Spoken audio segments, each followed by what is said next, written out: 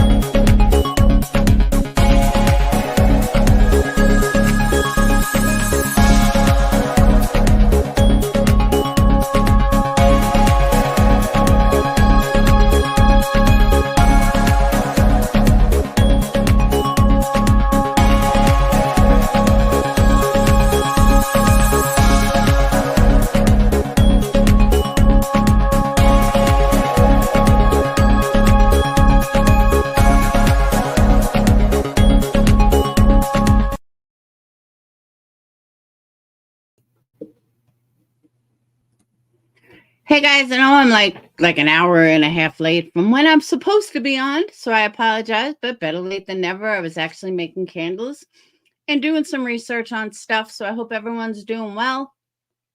I am doing fantastic. Lots of work to get done. So I was originally just going to discuss the boys, the Frozen guys. Hate to say that, but and then Patreons were asking me to read the warrant, so we're going to do that too. So I pulled that up. We're going to do that too. So grab a drink, go to the bathroom. This might take a little while. So let me say hi to everyone. What's up, everyone? I'm not even going to go through names tonight because this warrant is like 36 pages, and it's not the only thing I want to discuss. So we'll probably be here till about 12:30. I'm going to say about 2 hours. So I'm not going to be watching chat that much because there's a lot to go through. So it is the last day of the month. Feel free to super chat me because it is the last day of the month. Let's give a reason for these people to call me fucking tragedy pimp. Let's be tragedy pimps. So, okay, here we go. First, let's start with the boys. Okay.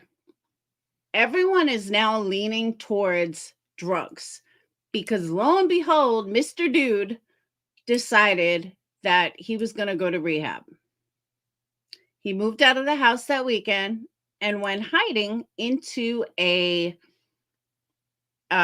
little hole in the wall that he found. And he stated that it was because of kickback.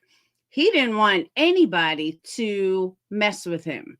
He was getting threatened on social media. No, dude, because you're a fucking drug addict and you got busted somehow.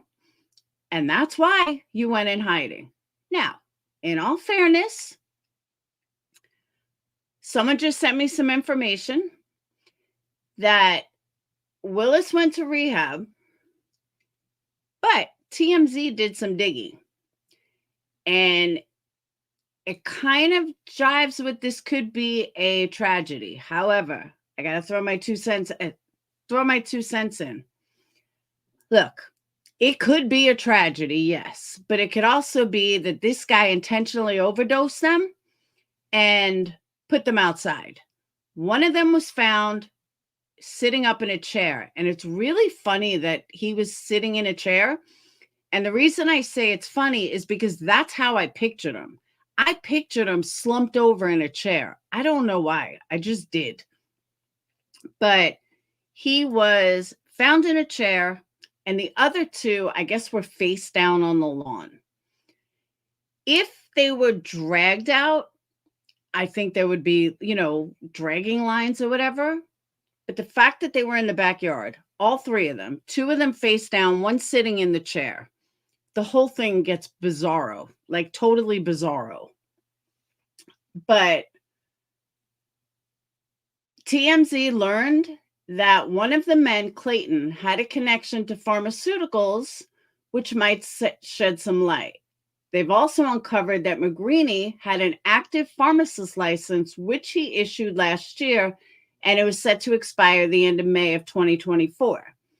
While we don't know if he was working at any particular pharmacy or even practicing pharmacology for that matter in any way at the time of his death, we do know the license would allow him to work as a pharmacy technician if he wanted to.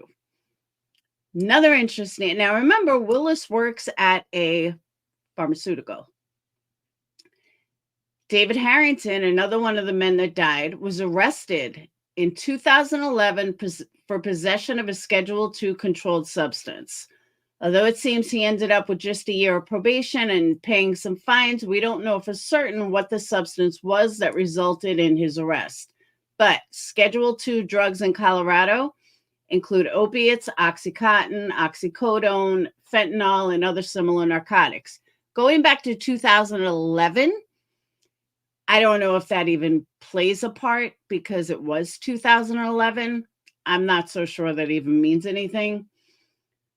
On the face of things, some of these facts appear to line up with what police have maintained since the beginning, namely that there's no evidence of foul play and that for now they don't suspect homicide either, though the investigation remains ongoing. Look, I'm gonna call this out. Many people may not agree, but if this was 4 Black men in a house, and 3 of them ended up dead outside, and the drug dealer was in the house, do you think that drug dealer would be in jail right now? Abso-fucking-lutely they would. There would be no, oh, well, this or that. No. They would absolutely be in jail. If they didn't have prominent jobs, forget color. But if they didn't have prominent jobs and they were a bunch of drug addicts, you don't think they'd arrest who they thought was the drug dealer? Abso-fucking-lutely they would. So this whole there's no foul play. Well, guess what? If 4 people did drugs and 3 of them are dead, there's probably foul play. But just using common sense, sweet one, if 4 people do drugs and 3 are dead, that's probably foul play. He could have purposely, now this is my own theory. There's a good chance that they were all somehow connected to drugs. These are like 300-pound men. I don't know if you saw the picture. These are big guys. Some of them are big guys. So they all get high.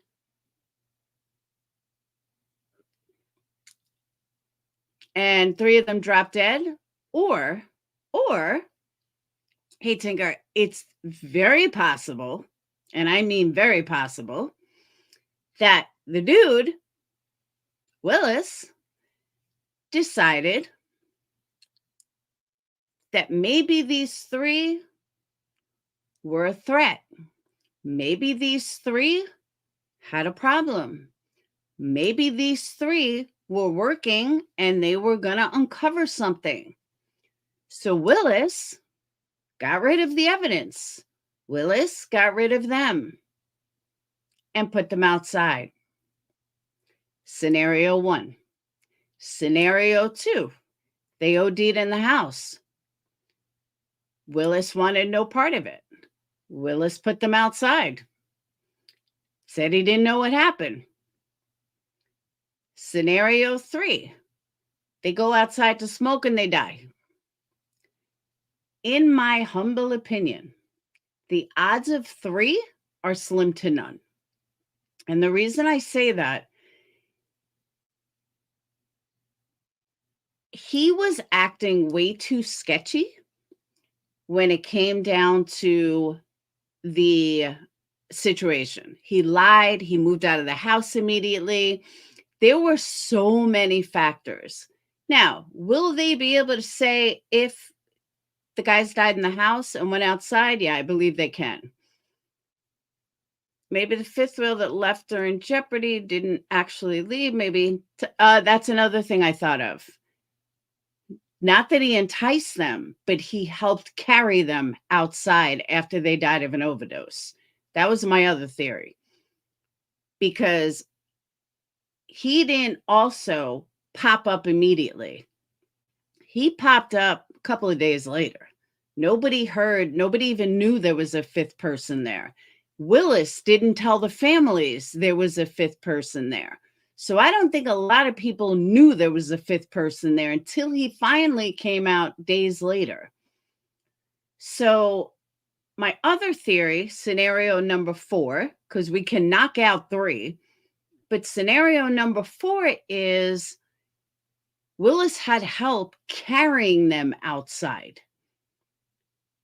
After they OD'd, friend went to the house. He called friend and said, dude, I need help. 3 guys OD'd in the house.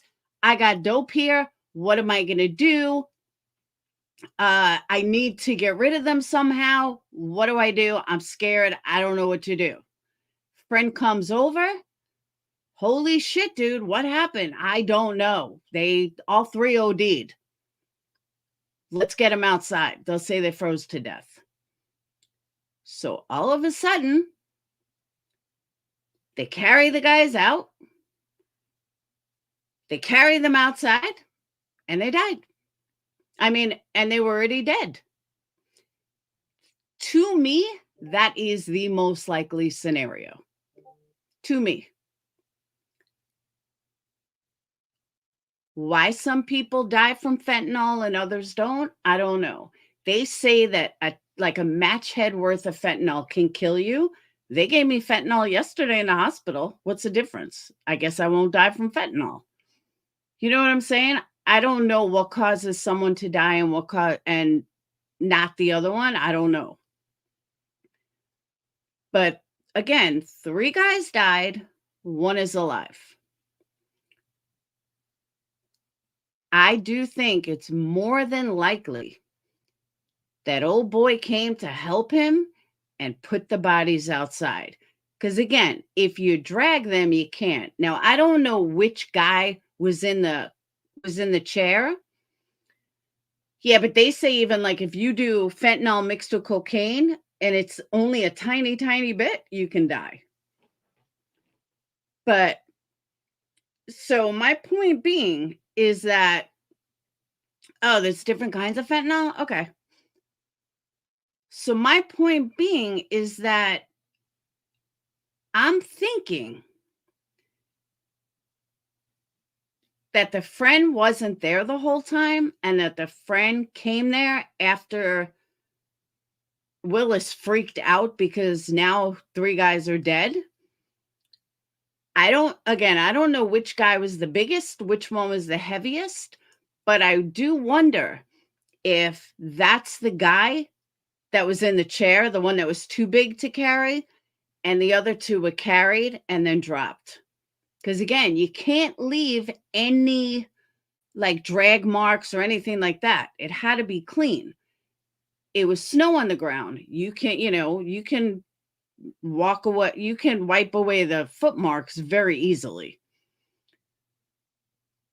So in my opinion, that is most likely the scenario that I believe happened. And that's why Willis was acting fucked up. That's why Willis wasn't answering calls. That's why Willis was, not listening, answered the door casual as can be, like nothing's going on. But 10 minutes before that, he couldn't. I am absolutely convinced that is what happened. Play the first 10 minutes T-Reb's live. He has updated coverage. I don't want to play his live, but what did he say? What's the updated coverage?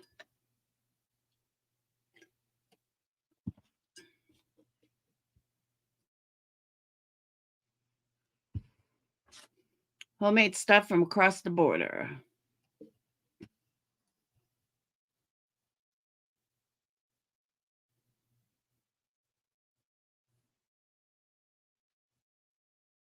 And they won't even say what drugs he went into rehab. But see, that's the thing too. You're not going to go into rehab for fentanyl. Because Dr. Baden is all right. Let me see.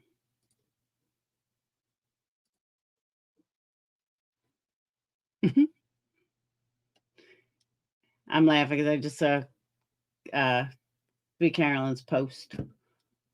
Hold on. Hey, Chrissy. T-Rev.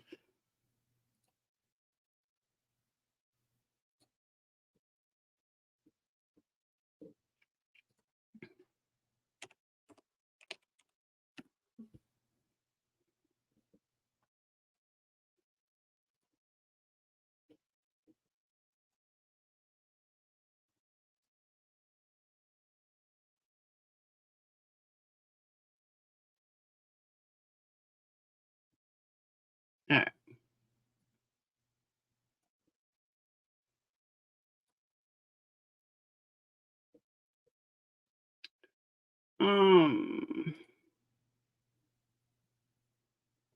Hold on, let me let him know. Hey, homies. A sub. Okay. A dual subscriber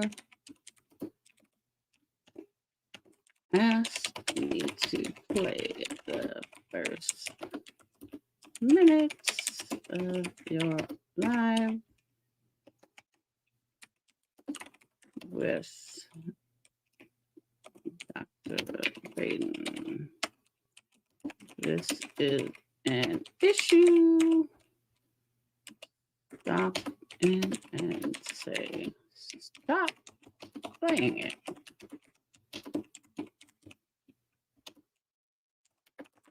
Thanks, honey. All right. He's still live, so I just want to let him know I was going to play it.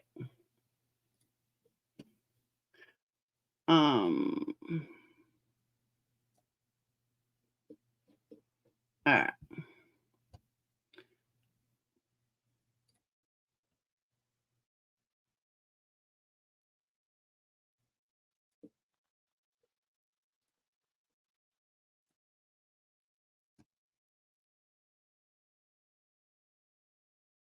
Doctor speaks on what he thinks happened, and I think it's a really good take. I think you guys need to hear it. But let's finish up this video and I'll get to that one so we don't hold up time. I know we want to get to the phone conversations and went silent. let's do it. As a nation remains Foxfire, what's going on? This bizarre mystery, it's clear what is wanted by those What's up, closest Alicia? to Ricky Johnson, Clayton McGeeney, and David Harrington. That is justice and accountability.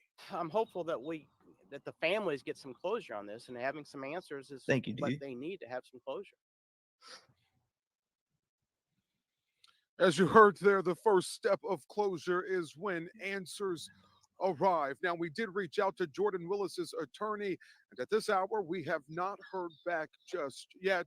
We also just heard back from the medical examiner, and they confirmed what we already knew, that they are working in conjunction on this case with the Platte County Prosecutor's Office and with KCPD. As we continue to wait for those toxicology reports, we still do not have a timetable as to when we will know more in this case.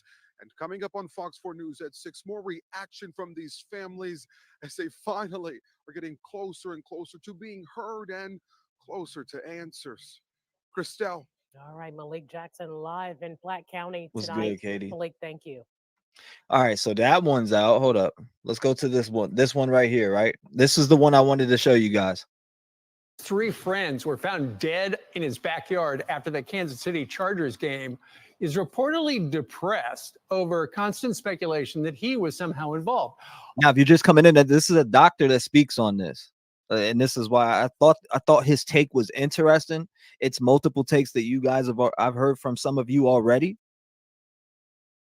A close source telling Fox Nation, not only is the whole country accusing him of murdering his friends without factual details, evidence, or any charges at this time, but he also lost 3 close friends. So what happened? Really? To its reaction, forensic pathologist and Fox News contributor, Dr. Michael Not Plott. shocked. Doctor, good morning. Good morning. It's so puzzling because Mr. Willis, of the 4 people who were in the house that night, there was a 5th, but he left at midnight. Of the 4 people, he's the one guy whose house it was and the one guy who didn't die. Yeah, but it sounds like from what's been released so far that he slept for a long period of time.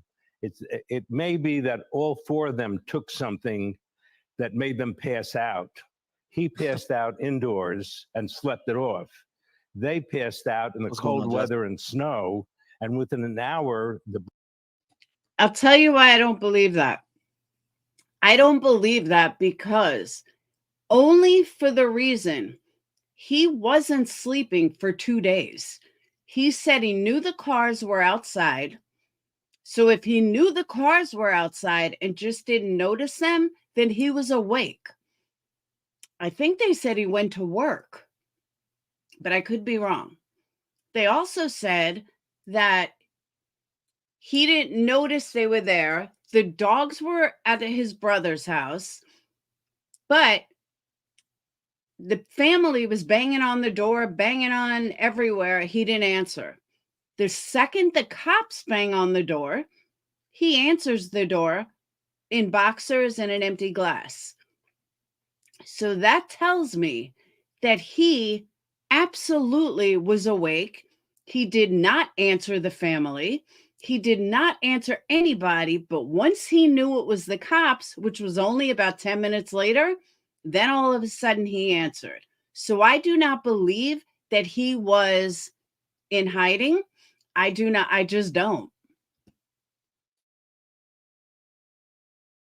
body temperature would go down from 98 degrees to 80 degrees, and the heart rhythm goes awry, and the person dies of a cardiac arrest because of the cold, hypothermia. And the toxicology will be very helpful, because the toxicology will tell us the level, what was present, and the level. This may be just a recreational level, and they didn't die of a drug overdose. It's so puzzling, because it would be one thing if it was one person, but the simultaneous deaths of 3 people?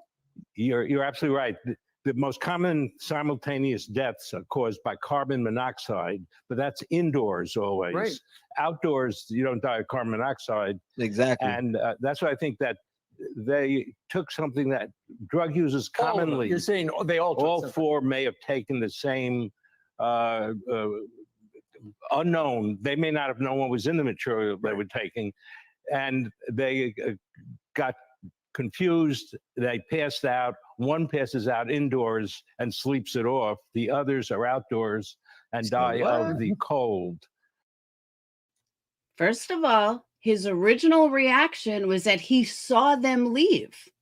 He waved them goodbye. He didn't know what happened, and then he went to bed. His story has changed like 4 times. So for the first time ever, I think Baden is wrong. And I'm sure the police already know. They were at the scene. They got information from the scene, what was used and not. I'm sure this Willis person is talking and cooperating with what he knows. The police are looking for whoever supplied the drug, and when they find out, they'll release the information. They know the cause of death. They know what the toxicology is by now. So the cops. So did you hear? He said they know the toxicology by now. I thought that was interesting when he said that too. He's like, that they know the toxicology by now. What? the KC cops are playing it close to the vest so as not to tip off whoever might have supplied. That would be my impression, yes, because the medical examiner stuff is finished. Yeah. What, What's going on, you know, Joe? and we are purely speculating because we don't have any Right. inside information. I don't. Yes. I don't know if you do. But what sort of drugs could they have taken to do this? Well, there are many different, about Mhm. 20 different kinds of fentanyl analogs, and some of them do cause rapid fainting, really passing out, fainting Knocks you out. at a recreational level, and that's part. And they sleep it off. Do people buy it for that purpose? No, but they know that if they take that most drug abusers, chronic, these are not chronic users, but most people who use drugs know that if they pass out, usually, almost always, they'll sleep it off and come through it. You don't die every time you have you pass out. Yeah. But then they. Please tell me how he knows that they're not chronic drug users. That's a stereotype. We have no idea if they were drug addicts. But I guess because they don't seem like drug addicts, he assumes that they're not drug addicts. We don't know that. That's a bad stereotype.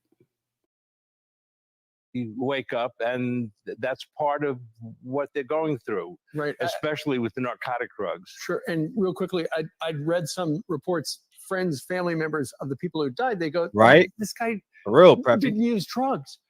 But if they are drinking, first of all, sometimes you do stuff. Alcohol and drugs, and there are no natural diseases Mhm. that would cause three healthy persons to die simultaneously. So there's no natural disease, no criminal or stabbing, shooting, or anything. I think it is alcohol and drugs probably that cause them to pass out and they die from the cold.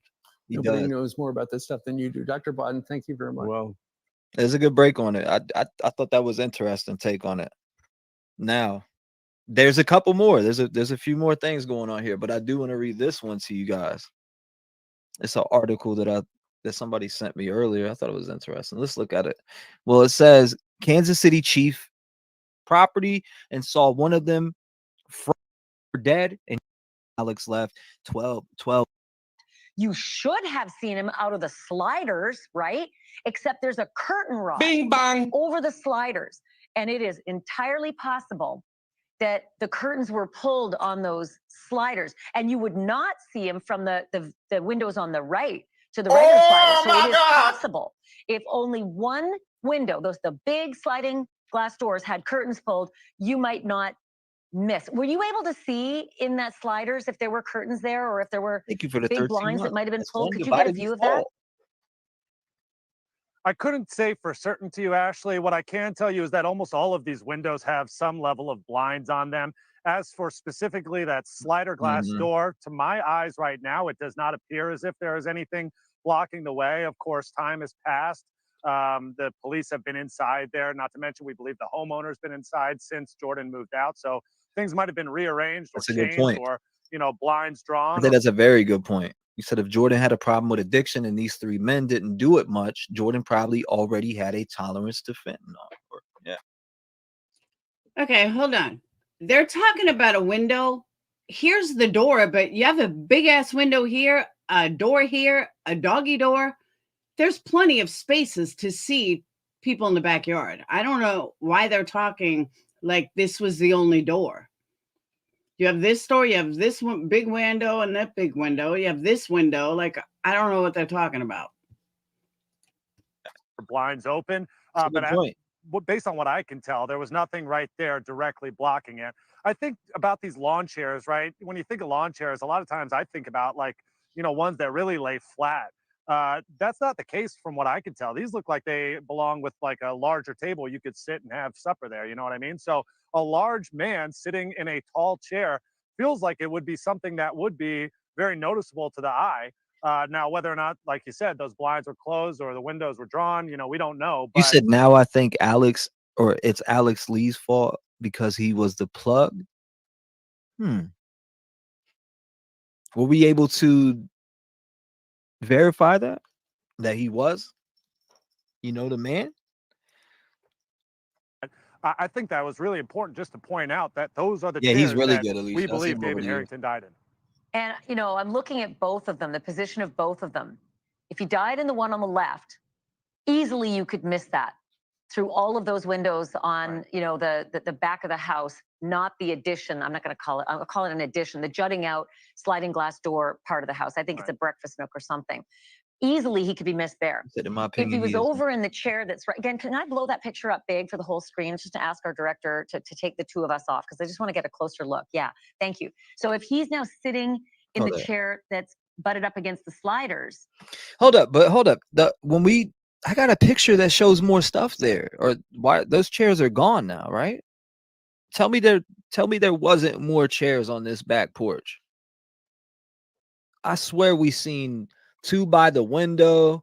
One, you know what I mean? There was a big one that was like leaned back that was in the snow. Does anybody remember that picture? You remember me showing?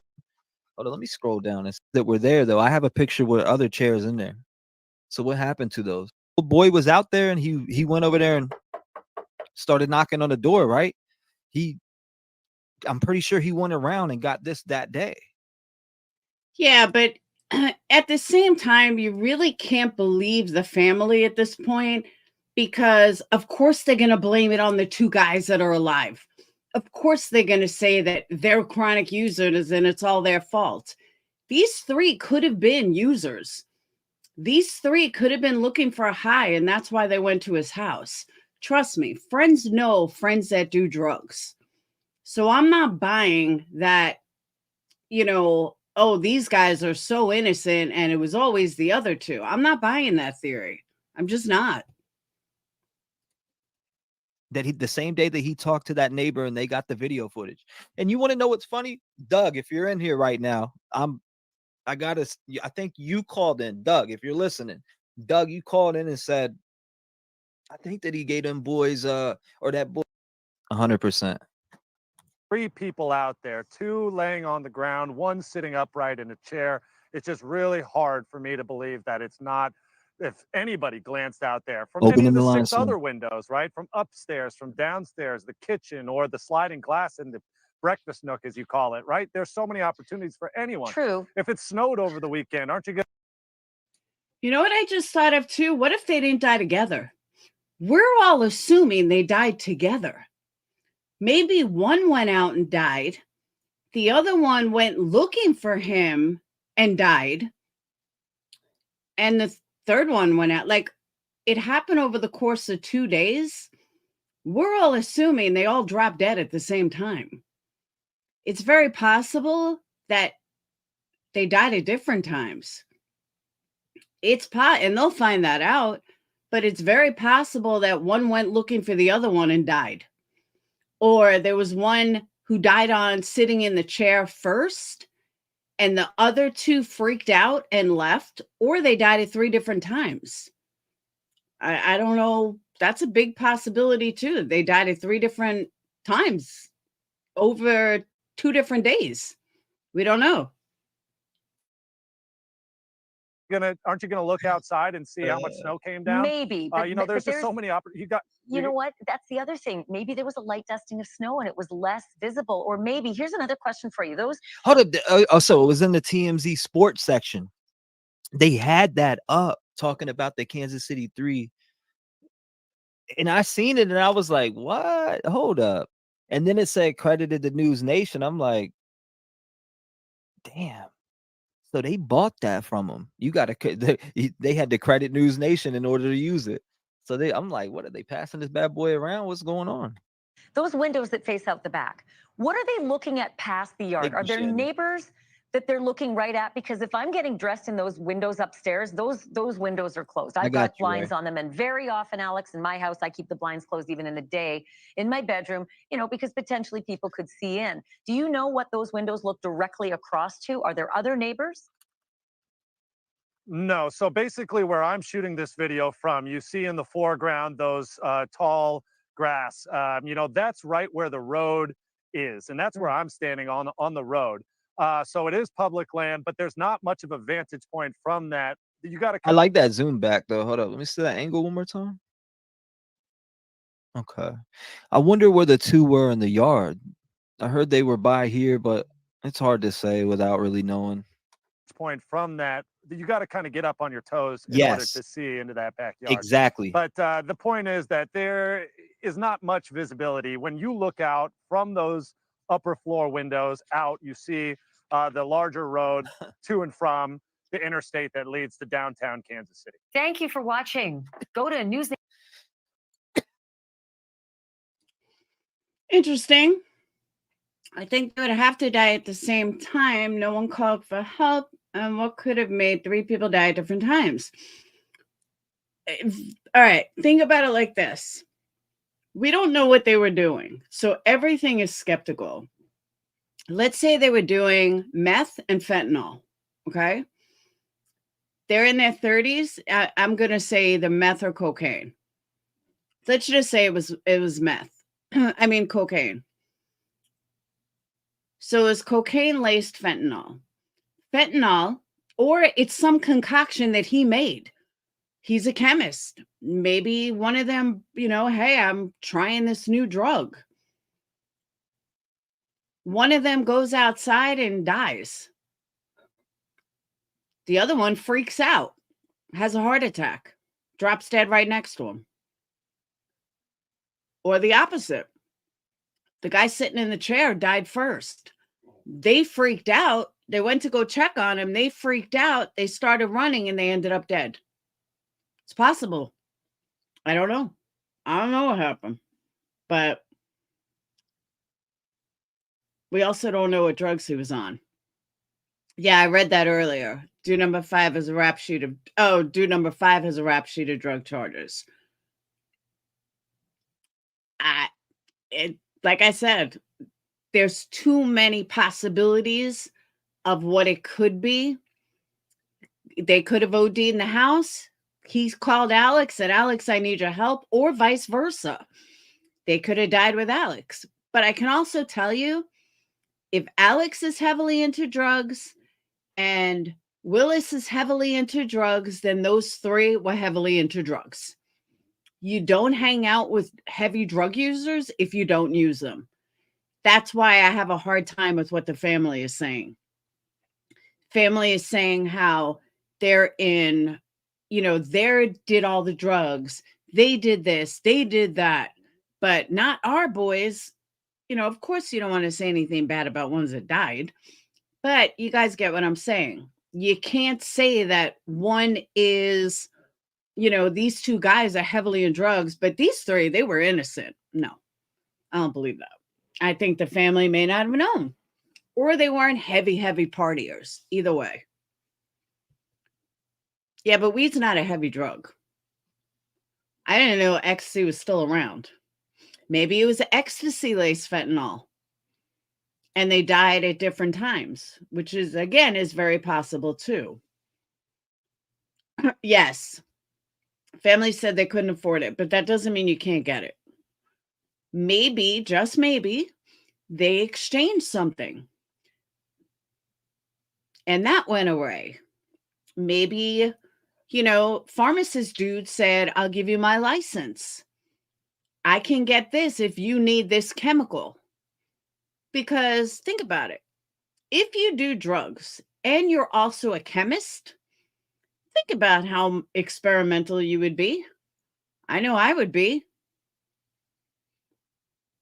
I'm not going to lie.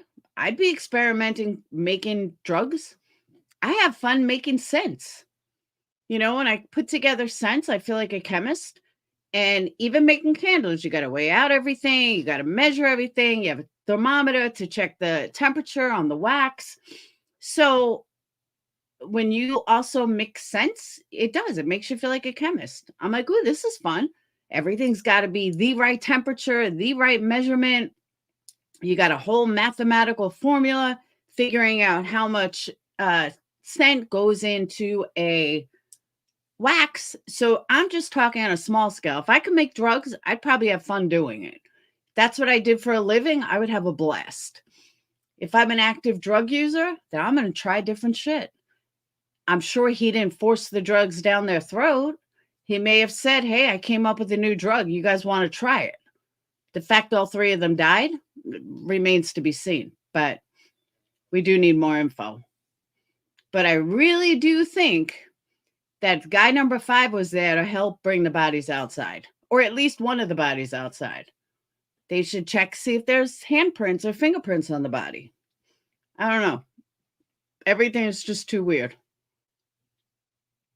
Yeah. Alora makes drugs. Woo woo. Got a meth lab.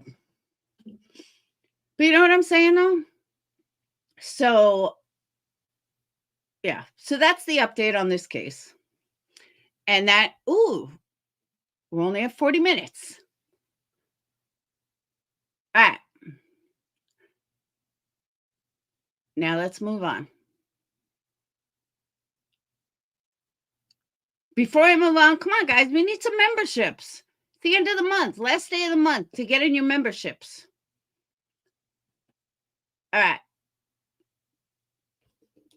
Now we have the 36-page update on Karen Reed that I was asked to talk about.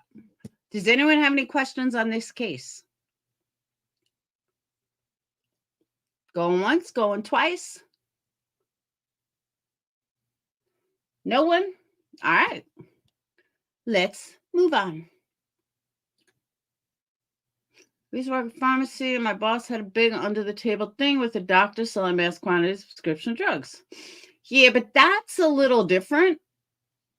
I mean, I guess if you're a chemist, you need the drugs to make different concoctions. So maybe, yeah.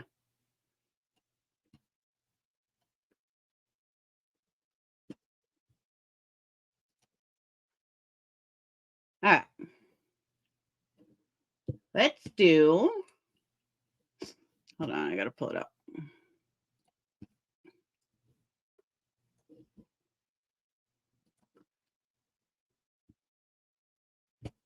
Oh. Well, how'd that happen? All right. Yeah, he worked from home.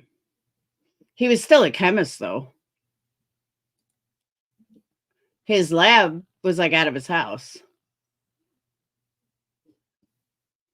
All right, here we go. And that's another thing, though, I find a little suspicious. A chemist out of your house? What if something blew up? What if your house was robbed? That's kind of dangerous. Just saying. Especially in a rental house? I don't know. It's kind of weird. All right. So today there's been some hoopla on this search warrant. Patrons had asked me to go through it, read it, because the people that were reading it, they were not happy with. So here we are. All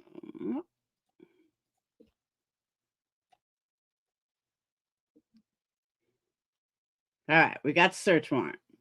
Hey, Janessa.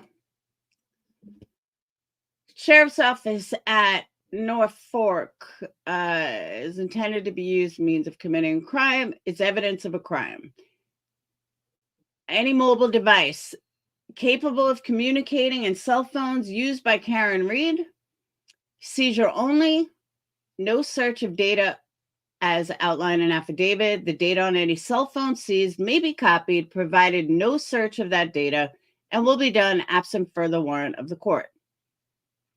The person in the possession, Karen, is not authorized to conduct search. That's all, blah, blah, blah. All right, search warrant was issued on January 24th. 2 iPhones, one purple with a green case, one white with a clear case. I don't know why she had two phones. Detective warrant. All right. Any mobile device capable of communicating and cell phones used by Karen Reed. Seizure only. No search of data as outlined in affidavit. The data on any cell phone seized may be copied, provided no search of that data will be done absent further warrant or order of the court. Basically, what that means is they're not allowed to search the data without a warrant from the court. That's all they're saying. They're just covering their asses. I guess that's a Boston law. Person in possession, I previously submitted the same thing. All right. Detective Lieutenant Brian Tully, 3520, Massachusetts State Police Officer, blah, blah, blah. We don't care. He was promoted to rank. Yes, he's got ranking. All right. All right. He's trained. He's got all these different trainings. He's got a master's degree in criminology from UOM and a Bachelor of Arts Criminal Justice from Stonehill College. All right. So he's credentialed. Based upon information contained in the numerous my own investigation and my discussions with Massachusetts state troopers involved in the investigation, he's got probable cause to believe that witness evidence of a violation of Massachusetts. The application for search warrant is seized devices below. Intimidation of a witness. All right, now we get into the good stuff. On the morning of January 29, 2022, John O'Keefe was found unresponsive on the front lawn of 34 Fairview Road, Canton, Massachusetts. He was transported to Good Samaritan Hospital, where he was pronounced deceased. The Office of the Chief Medical Examiner determined the cause of death to be blunt force to the head and hypothermia. Evidence was presented to the Norfolk grand jury that indicated the night of January 28th of 2022, Reed and O'Keefe were at two Canton restaurants, C.F. McCarthy's and the Waterfall, where they met friends. After the Waterfall closed at shortly after midnight, Reed and O'Keefe were invited to 34 Fairview, Canton. Witnesses stated that they saw them and they never actually entered. The grand jury indicted Karen Reed on second-degree murder, motor vehicle manslaughter, while OUI, operating under influence, and leaving the scene of a motor vehicle crash causing death. That's some pretty heavy charges. The indictment alleges Reed struck O'Keefe with her motor vehicle and left the scene. The case currently pending in Norfolk Superior Court. The lead investigator for the above investigation is Michael Proctor of the Massachusetts State Police. Proc testified before the grand jury and continues to conduct investigative work on the case. Is married to Elizabeth. Elizabeth's not a witness. This has nothing to do with anything. During the investigation into O'Keefe's death, witnesses were identified, interviewed, and testified. Civilian witnesses were present with O'Keefe and Reed in the hours of the morning. All right, first witness, Matthew McCabe, interviewed by investigators.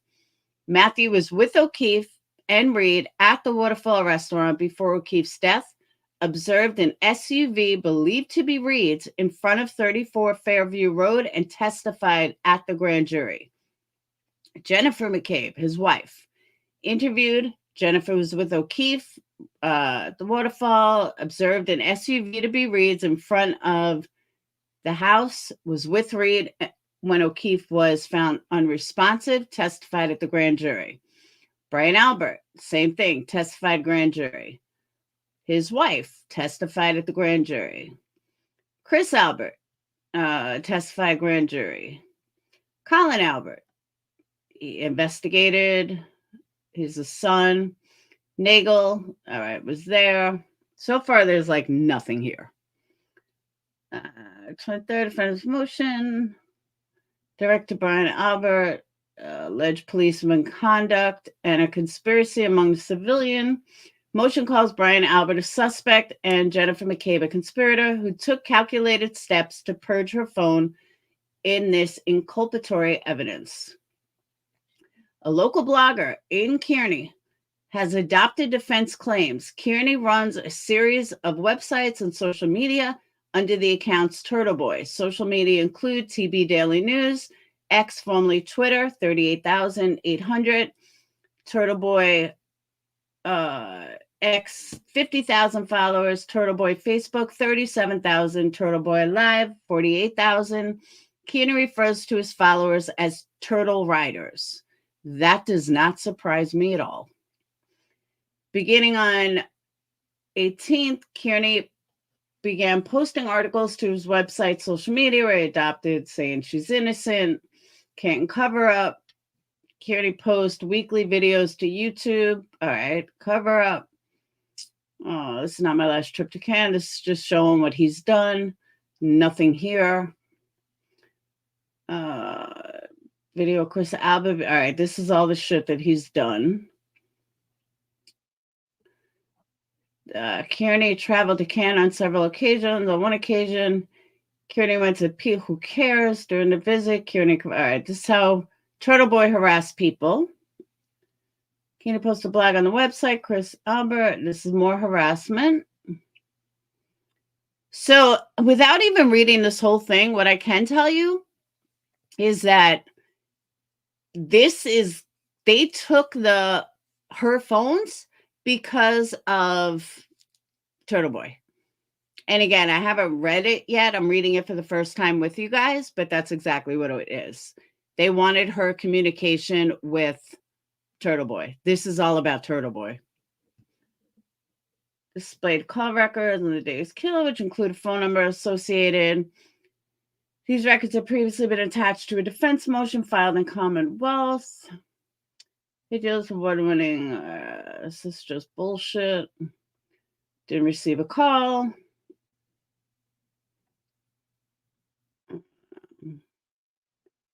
This is just Turtle Boy's harassment. And more harassment. More harassment. Yeah, I'll drop the link after. You guys want to read the petty little bullshit, but it's nothing here. It's just about Turtle Boy's harassment. Collins stated, Sergeant Pinnock, the intimidation he's received from Kearney has made him sad, scared, and paranoid. Well, that's why he's in jail. He fears harm. Yes, correct, Violent. I agree. Kearney is targeted, Matthew McCabe, harassing. So this is all about Turtle Boy. McCabe's trapped from the residence. More Turtle Boy. More Turtle Boy. More harassment. They're live, which he currently posts on YouTube. There's a phone number.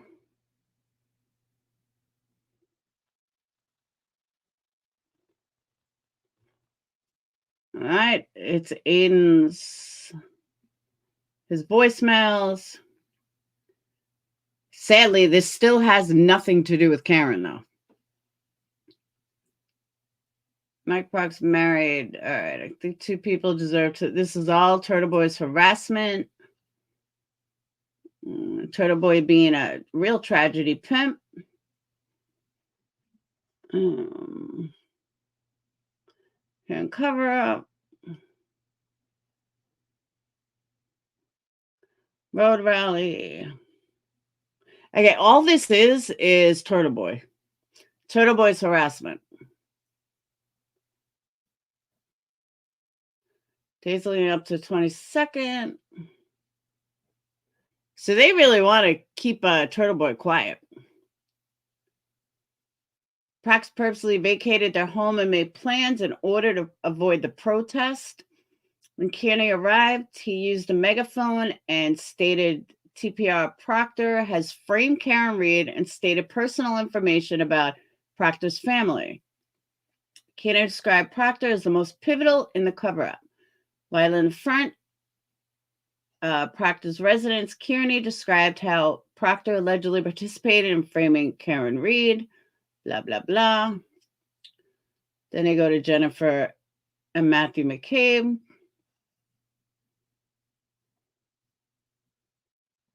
Two parents. Juliana was home with her mother. Continue to state you can't get away with it anymore. Too many people know. It's just same old harassment. The Drive Police Station, Kearney stated the family members of John O'Keefe should believe Karen Reed is not responsible for the death. And how much slack are we supposed to give you, John O'Keefe's family? Time period for the grief, whatever, that we are giving you, like we are not going after you because of the grief, is expired. It's expired because you're trying to send an innocent woman to jail for the rest of her life. I don't feel bad for you anymore. Kearney later remarked he was planning on protesting outside the former Camp Police Chief Kenneth Berkowitz, but was unsure if he had moved from a specific address he stated. Kearney said, I don't want people to take the chance that he doesn't live there anymore. I don't want to bother anyone. During a recorded interview on the YouTube account, Wrist Flex, dated August 20th, Kearney made comments about his influence on the jury pool. October 17th, I interviewed Natalie Week-Bershender at her workplace in California. All right, this is all about Turtle Boy. Natalie was put in contact with Kearney through Jennifer. Natalie exchanged messages. Download the app Signal on her phone, which she did. Natalie was not familiar with Signal prior to Karen's request. Natalie's understanding of Signal was that it was a more confidential way to communicate, as the messages can be auto-deleted after reading. Natalie described the arrangement as follows. Yeah, but this is hearsay. We don't know if it's true. On several occasions, Natalie would take a screenshot of the Signal messages from Karen and send Kearney the screenshot. Natalie stated she would send information to 2 phone numbers used by Kearney. Natalie stated the content of the messages shared by Karen to her were Karen's defense of the charges, including information regarding witnesses, the home address of Proctor, pictures of witnesses, autopsy photographs, motions filed by her attorneys, police reports, photographs taken by the crime scene services section, and feedback about Kearney's blog posts, social media, etc. The arrangement began on or around April 17th. Check of the text messages on Natalie's phone confirmed Natalie's statements. It appeared most of the messages sent by Natalie were authored by Karen. For example, messages would start with, tell Turtle Boy from Karen, or not for public, but you and Aiden can see. Okay, that doesn't mean they were sent from Karen, though. Just saying. Kearney frequently checked with Karen if he could use a piece of material sent to him in his blogs and videos, to which Karen would respond to what he could use. One example of material sent to Kearney but not to be shared publicly is a 911 call reporting John O'Keefe's discovery on January 29th. The audio file was sent to Kearney along with the message, do not share. Other examples include messages sent by Natalie to Kearney, urgent, do not to publish anything from the report on Julie Nagel, and make it clear he didn't just get I from us. In another exchange on May 6th, Kearney text messages, 5 photographs that appear to be pictures taken by CSSS of Karen's car, including the taillight. Kearney then said, can you walk me through what these are? Later message from Natalie appears to be in response to the pictures. Can you ask him if he can get those photos from the court? I'm just not positive they are public. Kearney responded, how did she get them? Natalie responded, they're in discovery, but I'm not sure they're public. I am the accused, Aiden. Kearney later attempts to confirm he cannot talk about the photos on his show that night, which Natalie responds, don't talk about those on the show tonight. April 29th, Kearney asks if he can talk or use different material on his YouTube show. Natalie, acting as intermediary with Karen, responds to Kearney, make it clear he didn't get it from us. But don't show the exhibits, just read them. And please tell him not to share the title. It has Yanetti's initials in it, DRY, referencing David R. Yanetti. Now, here's my question, though. Why can't Turtle Boy talk to her? She could talk to whoever she wants to. She's home. It's not like she's in prison. She's on, like, house arrest. So I don't get what the big deal is, like why she needed a mediator and why everything is so quiet. It's her case. She can do whatever she wants. In May, Kearney sent Natalie a picture of himself wearing a t-shirt depicting a Google search bar with the phrase, Haas long to die in cold, a reference to a piece of the evidence in Commonwealth First Read. Natalie responded she will ask Karen if he can wear it to court. Natalie later tells Kearney it's okay to wear the t-shirts, how long to die in the cold. I got the okay. Kearney responded, really? You asked Alan? An apparent reference to one of Karen's attorneys, Alan Jackson. Natalie responded, she replied, absolutely. Kearney was seen wearing the shirt at the July 25th court date as shown in pictures above. There were no pictures above. Over the course of the text messages, Natalie forwards personal information and pictures of many of the named witnesses above, including Jennifer McCabe, Chris Albert, and Colin Albert. In one part of the conversation, Kearney wrote, anything else I should talk about that I haven't hit in blogs yet? Feel like I'm out of new material. Natalie stated a second person was acting as an intermediary between Karen and Kearney, John Silvera. The statement is corroborated in several text messages between Natalie and Karen. One such message to Natalie to Kearney, again, apparently authored by Karen. He's confused. John sent a report beginning with the 12, and it was about Julie Nagel. Nothing to do with GJ testimony on Colin. Kearney's next message is, I won't use any of GJ's testimony. The formatting is obvious, different from the police reports. Several additional messages state, check your email, suggesting documents were sent to Kearney outside of the text messages. Several occasions, Kearney questioned, okay, this is all about Turtle Boy. During the interview, Natalie discussed the May 3rd court date. Karen arranged a seat for Kearney. I'm excited and honored. By the way, thank you for that Cash App. Natalie stated, Karen, Turtle Boy to me with Alan. May 6th, Kearney texted Natalie, can I see the hairs? She showed me in person. All right, blah, blah, blah. All right, this is really kind of boring. May 2nd, Natalie sent Kearney the message calling as a lawyer. Keep in mind, Karen, AJ, and myself don't officially talk. It'd be normal for me to have my opinions. Natalie responded, hey, and it's good to not be completely in sync. We're open to other theories. All right.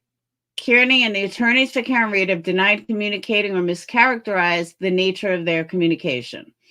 On September 27th, Boston Magazine published an article about the homicide of John O'Keefe and Karen Read's defense.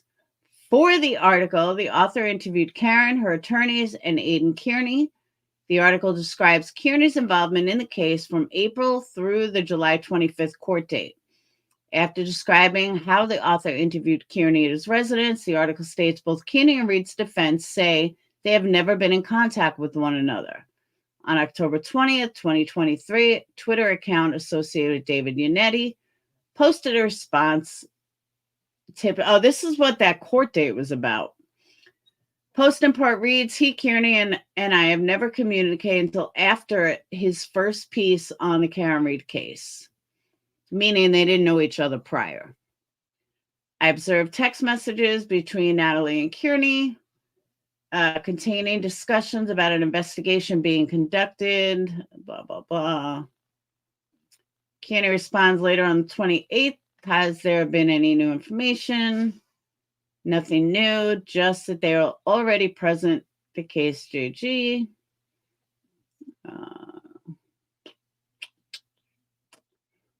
2 days later, Natalie is not public. Levy confirmed no swarms of FBI. Whoop. At the May 3rd, Norfolk Superior Court date, while in open court before Judge Canoe, federal authorities have now gotten involved in circumstances surrounding this case and have impelled a federal grand jury, to investigate some of these circumstances. Following a court hearing, Alan Jackson, David Yannetti, Karen Read spoke to the media on the front steps of Norfolk Court. All right.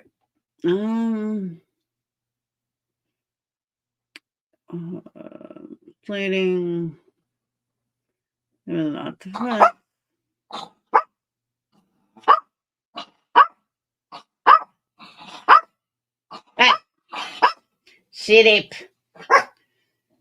I mean, honestly, this whole thing, if you guys want all the details, I'm going to give you the link.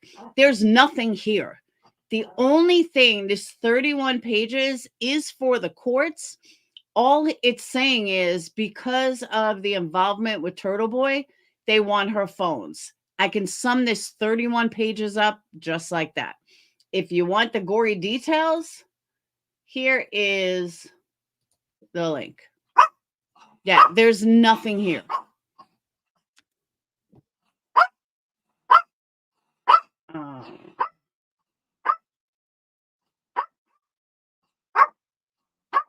Yeah, this is all they're trying. Shut up. All they're trying to do is prove that they had communications. I don't see how that even changes the case. I really don't even see why it means anything. Checking the phone records from Kearney's phone revealed communication with cell phones associated. A phone number ending in 5359, which checked with LexNexis. Phone number ending in 0555. Stop!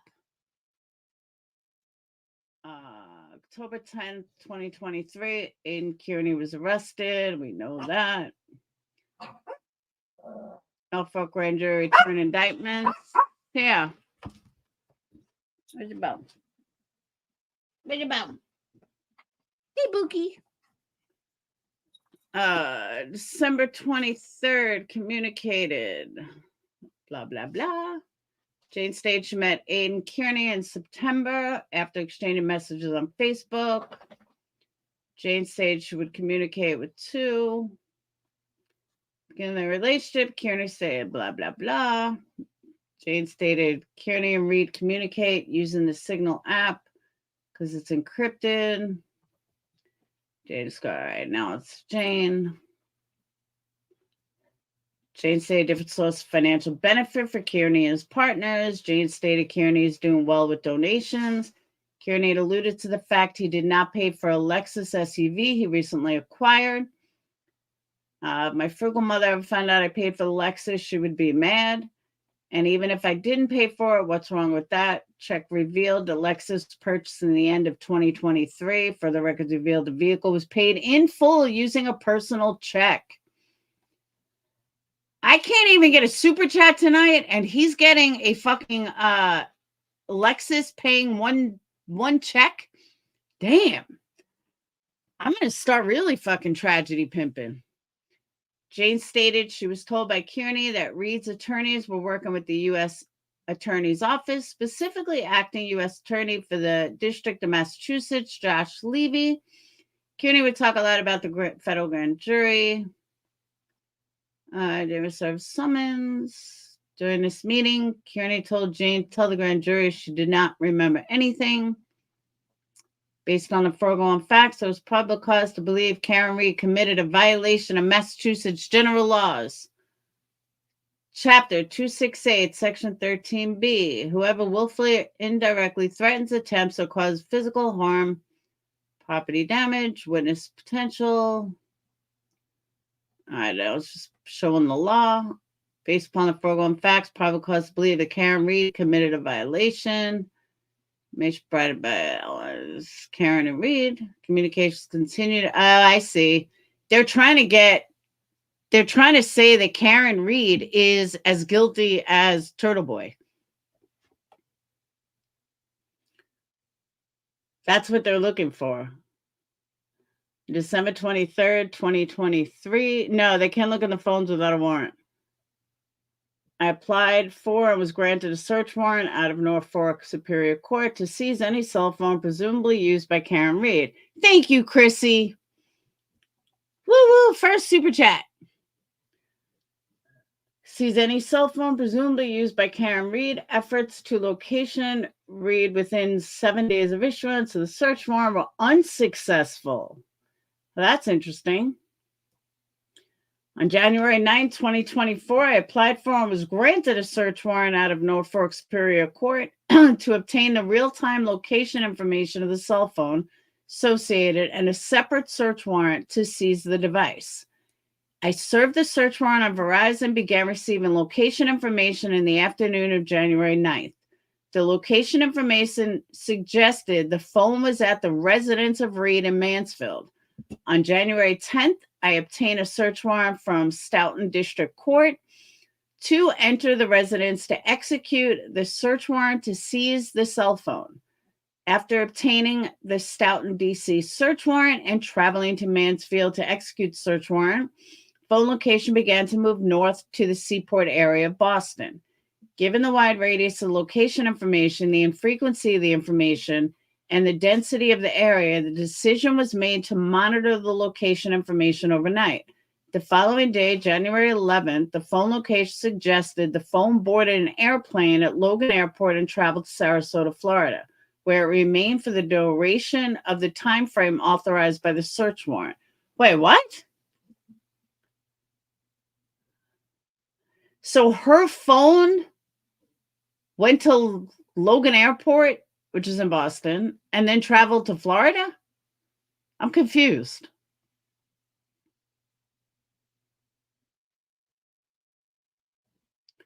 Geoforensics is a branch of forensic science encompassing the recovery, preservation, investigation, examination, and analysis of material found on digital devices, digital forensic software, blah, blah, blah.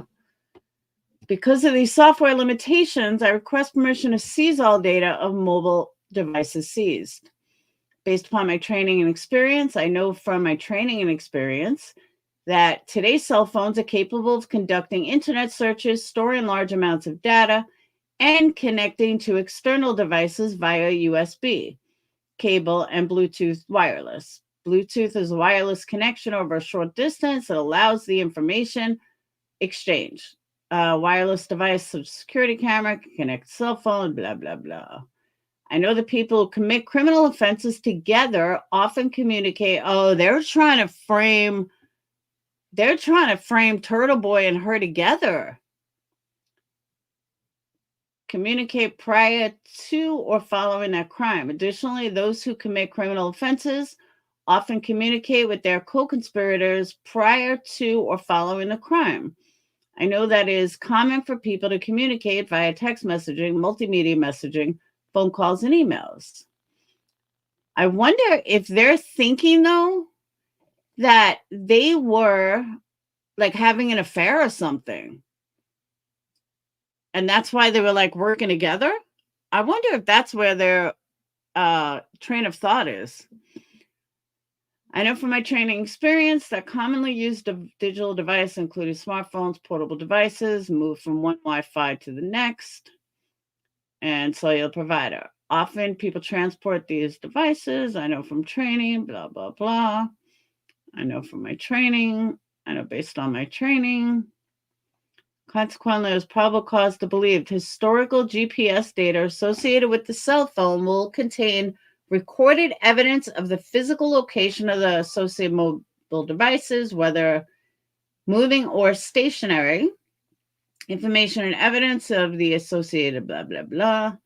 Thorough inspection of various applications on the cell phone will provide information regarding the care, custody, and control of the phone at a certain time. Email and social media logins are two examples of such information. I know based upon my training and experience, as well as consultation with investigators, specifically trained in forensics, store information. Based on all the above, there's probable cause to believe the data held within the cell phone used by Karen Reed will contain evidence of witness intimidation and conspiracy. That cell phone data has been used as means of committing a crime and is evidence of criminal activity. So I could have read just these last few lines and would have got the same thing. But I think I went through this pretty quick and still got the exact premise of it. The evidence for which probable cause exists include data evidencing ownership, custody, and control, electronic evidence items, including activation date, email accounts, billing records, social media account information, calendars, alerts, reminders, notes, text messages, and pictures or videos from April 1st, 2023, though, and including date of seizure. Data evidencing emanation of data depicting evidence of intimidation of a witness or witnesses or witness involved in a murder of John O'Keefe, to include but not limited to Matthew, Jennifer, Brian, Christopher, Colin, Juliana, Michael Proctor, and Elizabeth Proctor from April 18th into date of seizure. Data evidencing the ongoing conspiracy with Aidan Kearney to intimidate witnesses. Call me wrong, but I have a hard time believing, I literally have a hard time believing that I just have a hard time believing that she's the mastermind behind what Turtle Boy does. I really have a hard time believing that. Once protocol is agreed upon, I will apply for a subsequent search warrant to particularize the search. Any reference to searching of devices in this affidavit is mentioned merely to illustrate the purpose to seize such devices. Respectfully, blah, blah, blah. In the event the device is seized with a passcode, the download of the device would prevent the remote deletion of data. This affiant has accessed software that can bypass passcodes of cell phones. The process of bypassing a cell phone code can take minutes, days, weeks, or months. In the event no passcode is obtained and the phone is locked, I respectfully request the authority to attach seized devices to such software in order to begin the passcode cracking process. In the event the passcode is bypassed, I request the authority to download such device. That's it. So everything you need to know, I can sum up in 3 words and 3 sentences. Hey, Gananya. 3 sentences. That is Turtle Boy. They're trying to connect Turtle Boy and Karen Reed. At first, I thought they were trying to take Turtle Boy down, but it's not looking that way. It's looking like they're trying to frame Karen Reed, because if they get her on conspiracy and they get her on, if they get her on conspiracy, that just proves their case even more. So it's not about setting Turtle Boy up. It is about setting Karen up. They want to hang Karen. And Turtle Boy, if they can prove that Turtle Boy and her were communicating and that she was harassing witnesses, she's done. I mean, literally, she'll be done, because you just can't do that. But I didn't know that Karen and Turtle Boy couldn't speak. There's no reason they couldn't speak. It's just not. He's not a convicted, well, maybe he is a convicted felon. I don't know, but I just don't see why they wouldn't be able to speak. And Karen telling someone to use a private email or app service, I don't blame her. She's being charged with murder. She's out on bail for a murder charge, manslaughter, whatever. That's a heavy, heavy charge. So, no, Kanuga, that's not what I'm saying. What I'm saying is that, it was kind of a joke, but I was saying that, they say that one little dot of fentanyl to kill you, but yet you get fentanyl in a hospital. I just happened to be in a hospital yesterday. So I'm going to discuss something also that has to do with kind of that, speaking literal, but I wanted to finish this up first. So, yeah, there's really nothing to this other than that's what they're trying to do. Is it a conspiracy? I don't know. Could they succeed? I don't know. Maybe.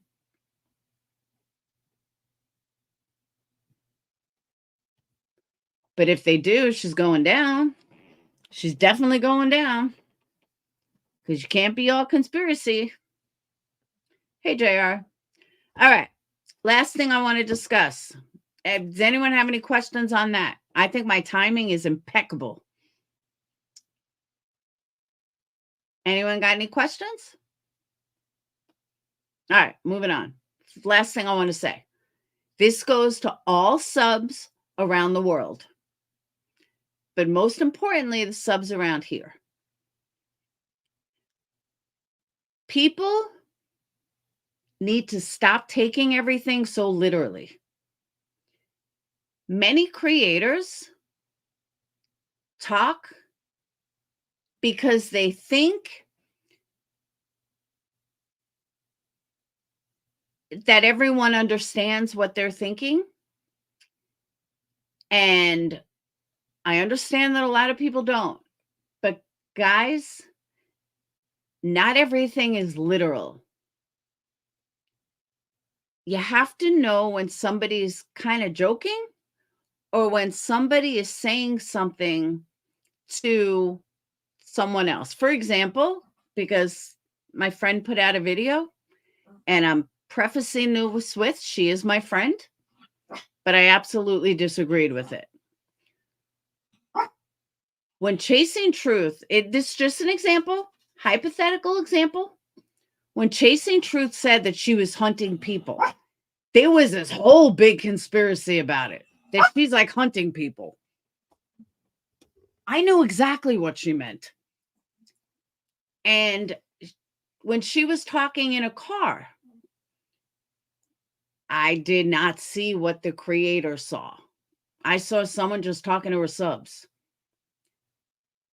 But a lot of people took the things she said very literally. Chasing, I mean. I'm going to say that if most people in today's day and age don't speak literal, they don't speak in literal terms. Some try to, but most don't. It's very hard to speak in literal terms. So I'm going to ask people, if you think, if you're unsure, ask the creator. Say, do you mean that literally? Because I guarantee you, if you have to question it, they probably don't. And it's okay if you see everything literally. But like I said, I get totally misunderstood all the time. People mistake me, my thoughts, they think that I'm in left field and I'm totally in right field. But a lot of people don't get that. A lot of people don't understand that. So if someone asks me what I mean, I have no problem telling them.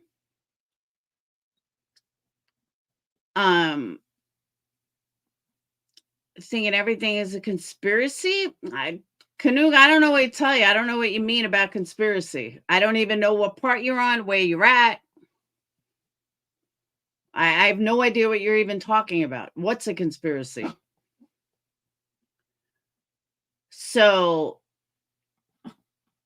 again, you have to, if you're unsure if something is sarcastic or something is not sarcastic, ask the creator. And then you'll know. Just ask them. Say, do you mean that literally or no? Because it can make a difference. Some people just don't understand sarcasm and they don't understand jokes. Doesn't make them bad people. Doesn't make them wrong. Their brains just don't work like that. So, you know, like I said, there was a video drop, chasing in a car, and I just took it completely different than others. So, and even in the comment section I was like, yeah, I don't agree with this at all. But I'm also one of the creators that are misunderstood a lot. And people take what I say and, oh my God, Laura said this. Oh my God, Laura said that. And like, I'm sorry, you just don't understand. That's not my problem. So yeah. So that's why I would say definitely find out from the creator or the comments or wherever it is. Shut up. Because most things just aren't the way people see them with certain people. So That was the last thing I wanted to say. So, Kanuga, if you're still here, tell me what you're talking about. Because I don't think I had a conspiracy. And no, I don't think everything is a conspiracy. And yes, I have brains. Ugh. Right, Fluffer? Right, Fluffer? Right, Fluffer?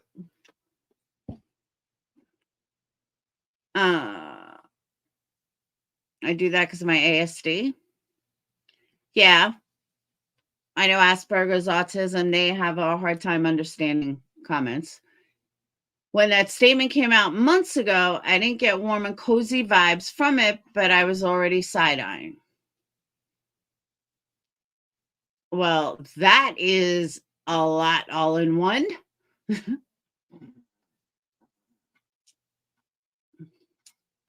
Just because something doesn't make sense to you, while admittedly doesn't know all the facts, doesn't mean it. Who said it's a conspiracy? Dude likely lied at the beginning to protect his job. Or he lied because he's a drug addict, because he went into rehab. So that would make him a drug addict, and drug addicts lie. So that's not a conspiracy. That's based on facts. Shut up. That's based on facts. So please tell me where the conspiracy lies. I love a good debate. Tell me where the conspiracy lies.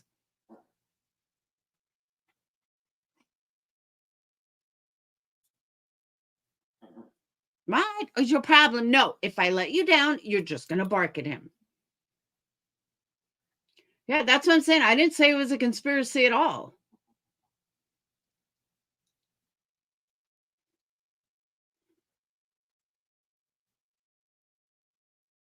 Yep, you're going to stay right here. You're going to stay right here.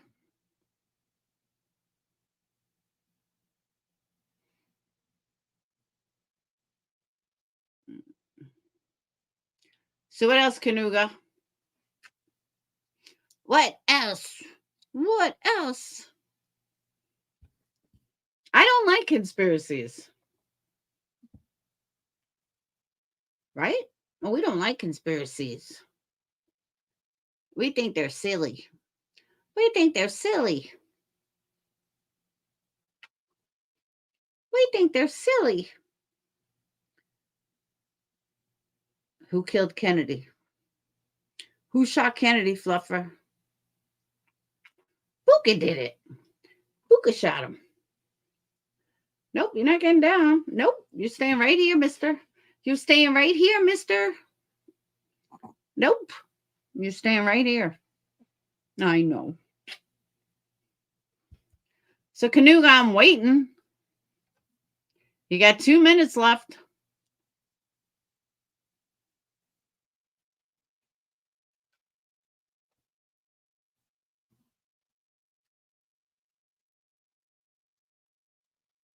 Hey, Marie. I'm waiting, Kanuga. You can't throw a statement out like that and not back it up. So is case discussion now considered conspiracies? I can't keep up. Still trying to nail down the title of tragedy. I know, right? I'm okay.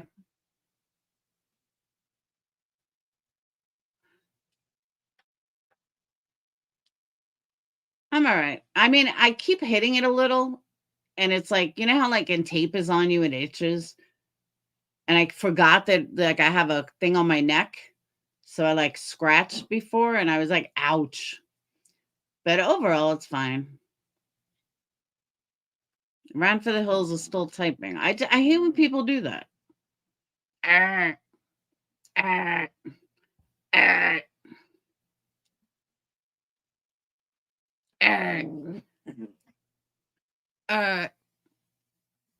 Kanuga, you got 1 minute left. You got 1 minute left. Are they even still here?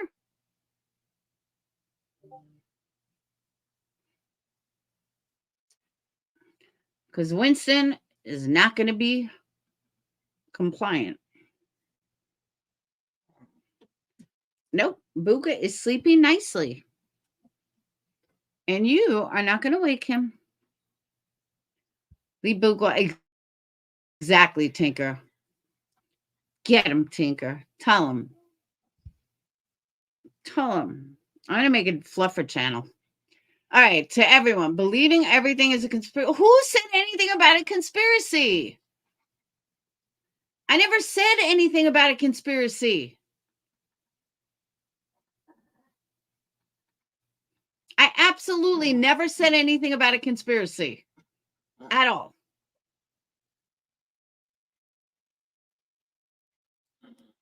I don't know where you get this conspiracy thing from. I don't have a tinfoil hat on. I don't know where you think everything I think is a conspiracy. It's absolutely not true. But carry on.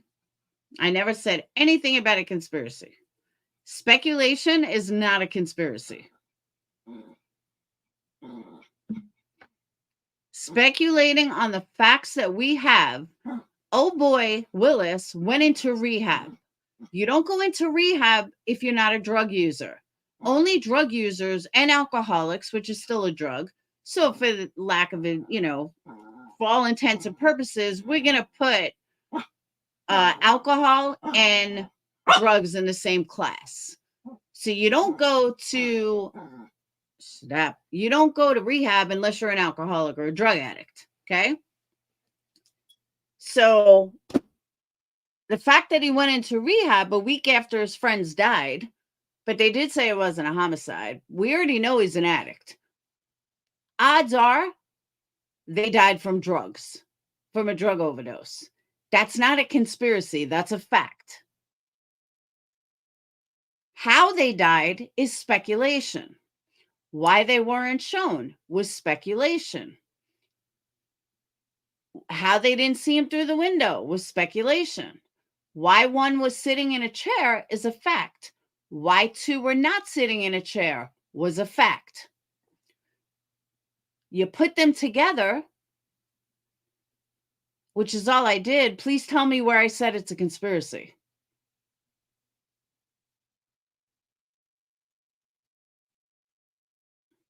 Oh, and guy number 5 has been arrested. One of the guys that died has a pharmaceutical license. Fact. Their cars were still outside. Fact. Please tell me where the conspiracy is.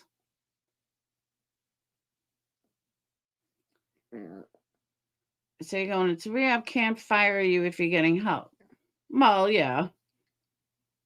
But please tell me where I said there was a conspiracy. Right?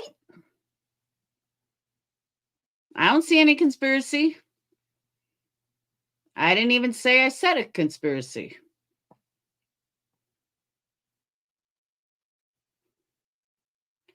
So again, where's the conspiracy?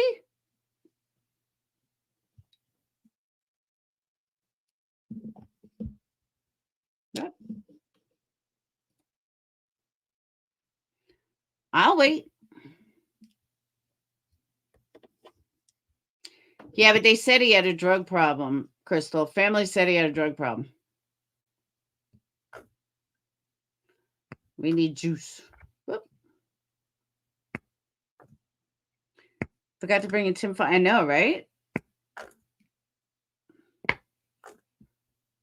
All right, now we got juice.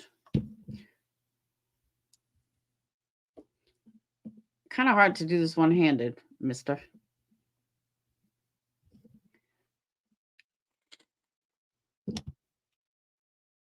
Come on, Kanuka, you gonna answer me? Yes, buy more candles, make me work. I got lots of Valentine's Day candles. We got a bunch of new scents that I have to make. Boop, boop, boop, boop. I think I finally got him calm. I think he finally gave up, surrendered, said, you know what? She's not going to let me down, and she's not going to let me bark a buka. So I'm just going to put my head down on her lap. There's a creator there's a true crime creator that always uses one. If you do not commit a crime with their uniform or vehicle, they cannot tell you what you can. It's not true. What do you mean? Nope. You surrender. Urgh. Just surrender.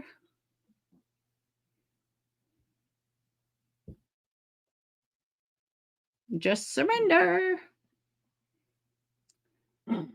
How are your candles, Sly Angel? Are they good?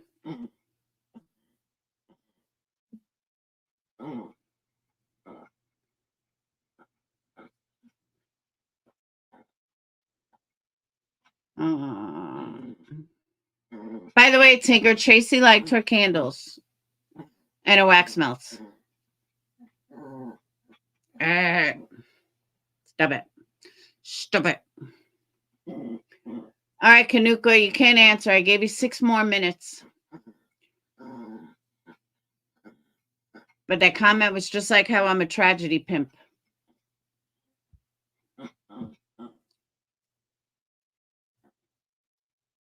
Someone said something about partying weekends, and then if your job finds out, you book into rehab.